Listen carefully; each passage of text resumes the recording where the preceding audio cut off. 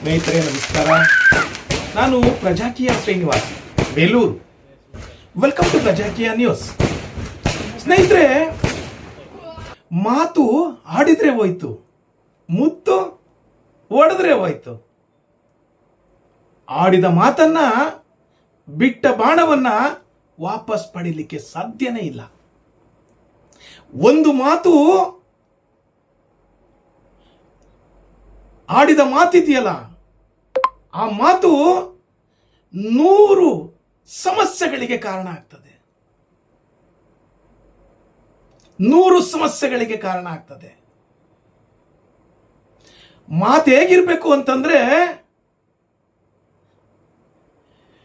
ನುಡಿದರೆ ಮುತ್ತಿನ ಹಾರದಂತಿರಬೇಕು, ನುಡಿದರೆ ಸ್ಫಟಿಕದ ಸಲಾಕೆಯಂತಿರಬೇಕು, ನುಡಿದರೆ ಲಿಂಗದಲ್ಲಿರುವ ಶಿವನೆದ್ದೂ ಸಹಿತ ಹೌದೆನ್ನಬೇಕು. ಆ ಮಟ್ಟಕ್ಕೆ ಮಾತಾಡಬೇಕು. ಒಂದು ತಪ್ಪು ಮಾತಾಡಿದ್ದಕ್ಕೆ ಅದರಿಂದ 100 ಪರಿಣಾಮಗಳನ್ನು ಎದುರಿಸಬೇಕಾಯ್ತು. ಈ ವಿಚಾರವನ್ನ ನಾನು ಯಾಕೆ ಹೇಳ್ತಾ ಇದ್ದೀನಿ ಅಂದ್ರೆ, ಸನ್ಮಾನ್ಯ ಹೋಮ್ ಮಿನಿಸ್ಟರ್ ಹಾಗೂ ಮುಸ್ಲಿಮರ ಬಹುದೊಡ್ಡ ನಾಯಕ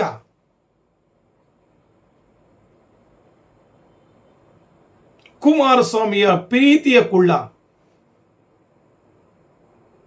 ನಾನು ಹೇಳ್ತಿರೋದಲ್ಲ, ಅವರೇ ಹೇಳಿದ್ದು. ಸನ್ಮಾನ್ಯ ಜಮೀರ್ ಅಹಮದ್ ಖಾನ್ ಅವರು ಹಾಡಿದಂತ ಒಂದೇ ಒಂದು ಮಾತು ಬಹಳಷ್ಟು ಪರಿಣಾಮಗಳನ್ನು ಬೀರ್ತಾ ಇದೆ.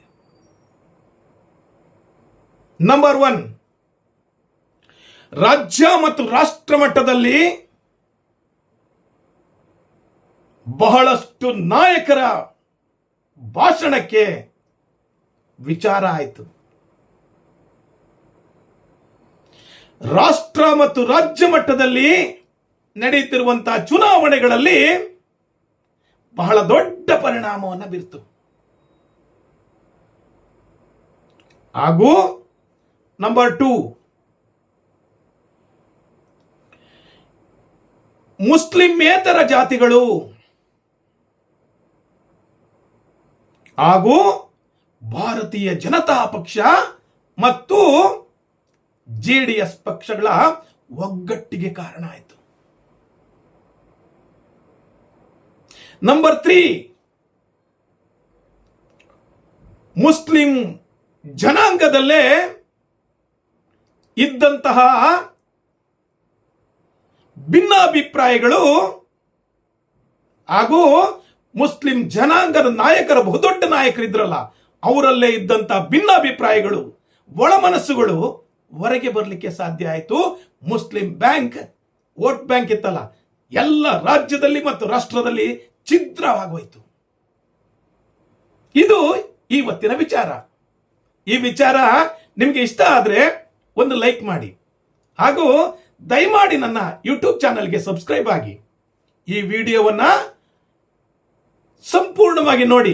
ಯಾಕಪ್ಪ ಅಂದ್ರೆ ಈ ವಿಚಾರಗಳನ್ನು ನಾನು ಒನ್ ಬೈ ಒನ್ ಸವಿಸ್ತಾರವಾಗಿ ಹೇಳ್ತೀನಿ. ಸ್ನೇಹಿತರೆ, ಜಮೀರ್ ಅಹಮದ್ ಹೇಳಿದಂತ ಮಾತಿದೆಯಲ್ಲ, ಒಂದು ವರ್ಣದ ಬಗ್ಗೆ ಮಾತಾಡಿದ್ದು. ನಾನು ಕಪ್ಪಗಿದ್ದೀನಿ, ಹೌದು, ನಾನು ಯಾವುದೋ ಮಿಕ್ಸ್ಡ್ ತಳಿ ಅಲ್ಲ, ಇದು ದಕ್ಷಿಣ ಭಾರತದ ಒರಿಜಿನಲ್ ಕಲರ್. ನಮ್ಮ ತಿರುಪತಿ ತಿಮ್ಮಪ್ಪನೇ ಕಪ್ಪು, ನಮ್ಮ ಅಪ್ಪ ಅಮ್ಮ ಕಪ್ಪು. ಅದನ್ನು ಪ್ರಶ್ನೆ ಮಾಡಲಿಕ್ಕೆ ನೀನ್ಯಾರು? ನಂಬರ್ 2, ದುರಂಕಾರದ ಪರಮಾವಧಿ. ಒಬ್ಬ ಮಾಜಿ ಪ್ರಧಾನಮಂತ್ರಿಗಳನ್ನ, 2 ಬಾರಿ ಮುಖ್ಯಮಂತ್ರಿ ಆಗಿದ್ದಂಥವ್ರನ್ನ, ಅವರ ಮೊಮ್ಮಗನನ್ನ, ಒಬ್ಬ MP ಇರುವವರನ್ನ, ಬಹಳಷ್ಟು ರಾಜ್ಯದಲ್ಲೇ ಬಹುದೊಡ್ಡ ಒಕ್ಕಲಿಗರ ನಾಯಕರಾದಂಥ ಸನ್ಮಾನ್ಯ ದೇವೇಗೌಡರನ್ನ, ಅವರ ಫ್ಯಾಮಿಲಿಯನ್ನ ಪರ್ಚೇಸ್ ಮಾಡೋದಿದೆಯಲ್ಲ, ಆ ಹೇಳಿದಂತ ಒಂದು ಹೇಳಿಕೆ ಎಲ್ಲ ನಾಯಕರಲ್ಲೂ ಸಹಿತ ಒಗ್ಗಟ್ಟನ್ನ ಪ್ರದರ್ಶನ ಮಾಡಲಿಕ್ಕೆ ಸಾಧ್ಯ ಆಯಿತು. ಬಿಜೆಪಿ ಮತ್ತು ಜೆಡಿಎಸ್ನ ಎಲ್ಲ ಒಕ್ಕಲಿಗ ನಾಯಕರು, ಹಿಂದುಳಿದವರ ನಾಯಕರು, ಲಿಂಗಾಯತ ನಾಯಕರು, ಎಲ್ಲ ಮುಸ್ಲಿಮೇತರ ಎಲ್ಲ ನಾಯಕರು ಸಹಿತ ಒಗ್ಗಟ್ಟಾಗ್ಲಿಕ್ಕೆ ಸಾಧ್ಯ ಆಯಿತು. ಅದು ಇವತ್ತಿನ ಬೆಳಿಗ್ಗೆ ಓಟ್ ಹಾಕ್ಲಿಕ್ಕೆ ಸ್ಟಾರ್ಟ್ ಆದ್ರಿಂದ ಅವರು ಬರ್ತಿದ್ದಂತ ಫೋರ್ಸ್ ನೋಡಿದ್ರೆ, ಆಡ್ತಿದ್ದಂತ ಮಾತು ನೋಡಿದ್ರೆ, ಅಲ್ಲಿನ ಪರಿಸ್ಥಿತಿಗಳನ್ನು ನೋಡಿದ್ರೆ, ಹೆಂಗಸರು ಮಕ್ಕಳ ಬಾಯಿನಲ್ಲೂ ಸಹಿತ ಹಾಗೂ ಎಲ್ಲ ಮೀಡಿಯಾ ಮೊಬೈಲ್ ಇರುವಂತ ಎಲ್ಲ ಮಕ್ಕಳು, ಯುವಕರು, ಬುದ್ಧಿಜೀವಿಗಳು ಎಲ್ಲರೂ ಕೇಳ್ತಿದ್ದಂತ ಪ್ರಶ್ನೆ ಏನಪ್ಪಾ ಅಂದ್ರೆ, ಜಮೀರ್ ಅಹ್ಮದ್ಗೆ ಅಷ್ಟೊಂದು ದುರಹಂಕಾರ ಬರಲಿಕ್ಕೆ ಕಾರಣ ಏನು? ಆ ದುರಹಂಕಾರಕ್ಕೆ ಸರಿಯಾದ ಪಾಠ ಕಲಿಸಬೇಕು. ಇದು ನಮಗೆ ಸಿಕ್ಕಿರೋ ಅವಕಾಶ. ಕಾಂಗ್ರೆಸ್ಗೆ ಬುದ್ಧಿ ಕಲಿಸಬೇಕು. ಇದು ಎಲ್ಲರ ಬಾಯಿನಲ್ಲಿ ಬರ್ತಿದ್ದಂತಹ ಚನ್ನಪಟ್ಟಣ ಹಾಗೂ ಸೊಂಡೂರು, ಸಿಗ್ಗಾವಿನಲ್ಲಿ ಸಹಿತ ಈ ಒಂದು ವಿಚಾರ ಎಲ್ಲ ಯುವಕರ ಬಾಯಲ್ಲಿ, ಯುವತಿಯರ ಬಾಯಲ್ಲಿ, ಹೆಂಗಸರ ಬಾಯಲ್ಲಿ ಹಾಗೂ ಎಲ್ಲರ ಬಾಯಲ್ಲೂ ಸಹಿತ, ನಾನ್ ಮಾತಾಡ್ತೀನಲ್ಲ ಆ ಭಾಷೆಯಲ್ಲಿ ಮಾತಾಡ್ತಿರ್ಲಿಲ್ಲ ಅವರು. ದೇವೇಗೌಡರು ಅವ್ರು ಹಾಕೊಳ್ತಾರಲ್ಲ ಆ ಒಂದು ಚಪ್ಪಲಿಗೂ ಸಹಿತ ಸಮ ಇಲ್ಲ ಅವನು ಜಮೀರ್ ಅಂತ ಮಾತಾಡ್ತಾ ಇದ್ರು. ಅದನ್ನ ಕೇಳಿಬಿಟ್ರೇನೆ ಮೈಯೆಲ್ಲ ಜುಮ್ ಎನ್ನುತ್ತೆ. ಅವರ ರೋಷ ಎಷ್ಟಿತ್ತು ಅಂದ್ರೆ, ಚುನಾವಣೆಯಲ್ಲಿ ಕಾಂಗ್ರೆಸ್ ಪಕ್ಷ ಸರ್ವನಾಶ ಮಾಡೋದಕ್ಕೆ ಜಮೀರ್ ಒಂದು ಮಾತು ಸಾಕಾಯ್ತು. ಕಾಂಗ್ರೆಸ್ ಕೋಟೆ ಕರ್ನಾಟಕದಲ್ಲಿ ಛಿದ್ರ ಆಗಲಿಕ್ಕೆ 3 ಉಪಚುನಾವಣೆಗಳಲ್ಲಿ ಜಮೀರ್ ಇಟ್ಟಂತ ಒಂದೇ ಒಂದು ಬಾಂಬು ಸಾಕಾಯ್ತು. ಸ್ನೇಹಿತರೆ, ಅದಕ್ಕಿಂತ ಮುಖ್ಯವಾಗಿ ಮುಸ್ಲಿಂ ಬಾಂಧವರಲ್ಲಿ ಬಹಳಷ್ಟು ಒಳ್ಳೆ ನಾಯಕರಿದ್ದಾರೆ. ಬಹಳಷ್ಟು ನಾಯಕರಿದ್ದಾರೆ, ಸಣ್ಣ ನಾಯಕರಿಂದ ಹಿಡಿದು ದೊಡ್ಡ ನಾಯಕರ ತನಕ. ಅವ್ರು ಯಾರೂ ಸಹಿತ ಜಮೀರ್ ಅವರ ಮಾತನ್ನ ಸಮರ್ಥಿಸಿಕೊಳ್ಳಿಲ್ಲ. ಜಮೀರ್ ಅವರ ಮಾತಿಗೆ ಸಮರ್ಥನೆ ಕೊಡಲಿಲ್ಲ. ಹೌದು ಅಂತ ಒಬ್ಬರು ಹೇಳಿಲ್ಲ. ಮುಸ್ಲಿಮರಲ್ಲಿ ನಾನೇ ಬಹುದೊಡ್ಡ ನಾಯಕ ಅಂತ ಮೆರೆತಿದ್ದಂತ ಜಮೀರ್ ಅಹ್ಮದ್ಗೆ ಅವರ ಅಹಂಕಾರಕ್ಕೆ ಮುಸ್ಲಿಂ ಜನಾಂಗದೇ ಅವರ ವಿರುದ್ಧ ತಿರುಗಿ ಬಿದ್ದಿತ್ತು. ಚನ್ನಪಟ್ಟಣದಲ್ಲಿ ಮುಸ್ಲಿಂ ಮತದಾರರು ಡಿವೈಡ್ ಆಗ್ಬಿಟ್ಟಿದ್ರು.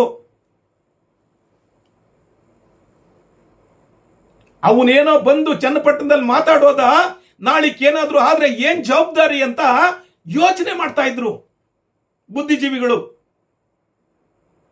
ಯಾವ ಮಟ್ಟಕ್ಕೆ ಹೋಗುತ್ತೆ ಅಂತ. ನಾಳೆ ಏನಾದ್ರೂ ಆದ್ರೆ,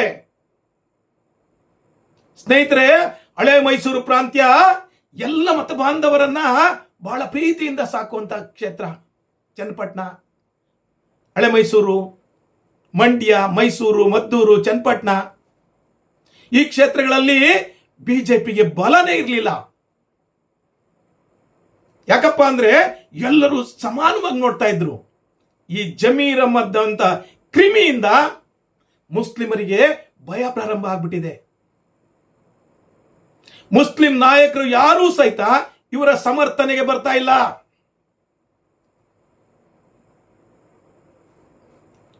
ಆಮೇಲೆ ಕಾಂಗ್ರೆಸ್ ಹೈಕಮಾಂಡ್ ಸಹಿತ ಜಮೀರ್ ಬಗ್ಗೆ ಡಿ.ಕೆ. ಶಿವಕುಮಾರ್ಗೆ ಚಾರ್ಜ್ ಮಾಡಿದ್ಮೇಲೆ ಬಹಳ ದೊಡ್ಡ ಮಾತಾಡ್ತಿದ್ದಲ್ಲ, ನಾನು ಅವನು ಫ್ರೆಂಡು,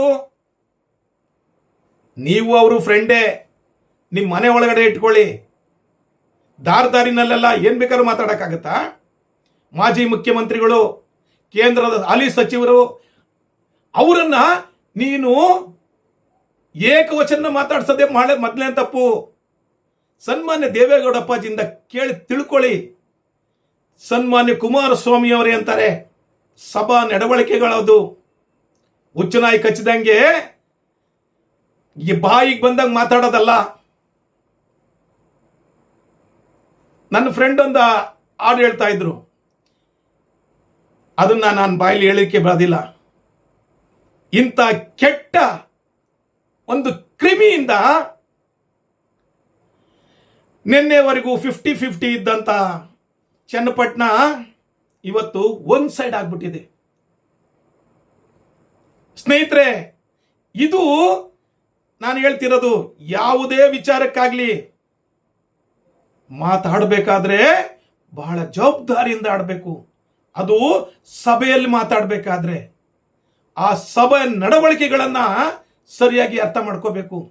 ಅಕ್ಕಪಕ್ಕ ಯಾರಿದ್ದಾರೆ ಅಂತ ಯೋಚನೆ ಮಾಡಿ ಮಾತಾಡೋದಲ್ಲ, ಮುಂದೆ ಇದ್ದವರು ವಿಷಲ್ ಆಗ್ತಾರೆ ಅಂತ ಮಾತಾಡೋದಲ್ಲ, ಅದರಿಂದ ಆಗೋ ಪರಿಣಾಮಗಳನ್ನ ಸರಿಯಾಗಿ ಯೋಚನೆ ಮಾಡಿ ಮಾತಾಡಬೇಕು. ಇದು ನನ್ನ ಇವತ್ತಿನ ವಿಚಾರ. ಇದು ನಿಮಗೆ ಇಷ್ಟ ಆದರೆ ದಯಮಾಡಿ ಲೈಕ್ ಮಾಡಿ, ಹಾಗೂ ನನ್ನ ಯೂಟ್ಯೂಬ್ ಚಾನಲ್ಗೆ ಸಬ್ಸ್ಕ್ರೈಬ್ ಆಗಿ, ಹಾಗೂ 100% ನಿಖಿಲ್ ಗೆಲ್ತಾರೆ ಅಂದ್ರೆ ಅದಕ್ಕೆ ನೀವು ನಿಮ್ಮ ಒಪಿನಿಯನ್ ತಿಳಿಸಿ. ಇದು ನನ್ನ ಒಪಿನಿಯನ್ನು. ನಿಮ್ಮ ಒಪಿನಿಯನ್ ಏನ್ ಮಾಡಬೇಕು? ಕಾಮೆಂಟ್ಸ್ ಮೂಲಕ ತಿಳಿಸ್ಬೇಕು.